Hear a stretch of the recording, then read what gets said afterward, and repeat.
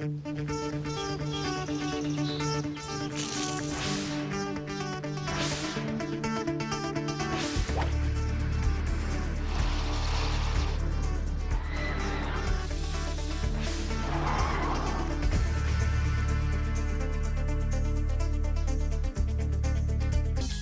welcome back to Daytime. Now, if you're taking care of a parent or a relative, Alicia Rockmore can give you some organizational advice that's incredibly helpful. I need this, and I know a lot of people out there do. Well, one of the most important things that I say to people first is don't wait until something happens to plan for something unexpected. Exactly. I mean, and you're never too young to start doing it. 50 is not too young to start thinking about being elderly, if you will, and planning. And the first place to start is documents. Do you have important documents in place, and do your relatives have copies of them? So most people obviously know about a will. Have to have a will, wanted to have people in your family know how to get a copy of your will, which you usually leave with an attorney.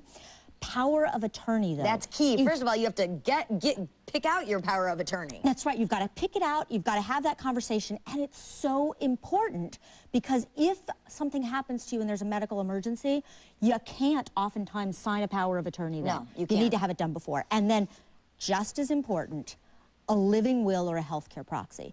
If you're in a situation where there's a medical emergency and you can't make your own decisions, somebody needs to make them for you. And you want to have that conversation before something happens. I mean, I have a healthcare proxy. I've talked to them. I'm nowhere near being elderly yet. I'm doing this all right now because I'm about to run the Antarctica Marathon, and, hey, if something were to happen, so I'm taking care of all of this at this moment. Those three critical things. Yeah. The next thing that I always say to people is start to have a conversation about what are your wishes. I mean, even my husband and I, we're in our 40s. We've started talking about, if we get older, do we want to live at home? Do we want to live in assisted living? Do we have long-term insurance, and should we be getting it now? And some of them might not necessarily be comfortable situations, comfortable conversations to have, but they're key. They're so important, and they're more comfortable, believe it or not, to have when there's nothing going on than to have when something's already started going on. Very true. The next thing I say to people is capture your important information. So get something like a life doc or a binder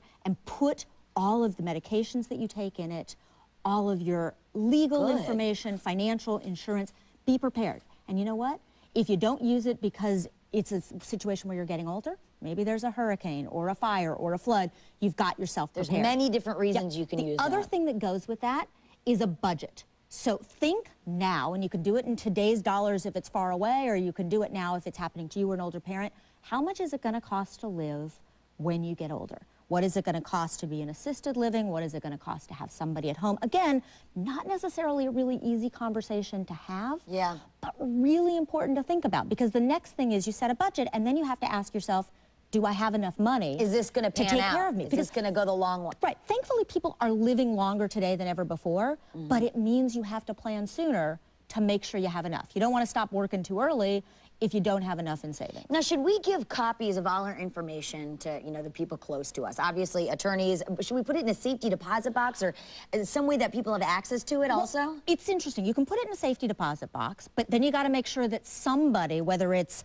a sister or a brother or a child, has a key to that safety deposit box and has authorization to get in. Sometimes some of these things can be scanned in and emailed to somebody to hold on to. Okay. What I always suggest doing is the critical legal documents, leaving it with your lawyer, and then giving that card to 2 or 3 people, not just one. Oh, very good. So that they can contact a lawyer if need be. And usually by the time you get done with the forms, there's several people mentioned. Those people can all have the lawyer's contact information in case you need it. In terms of important information, financial and medical, make sure it's not sensitive and leave it in the house.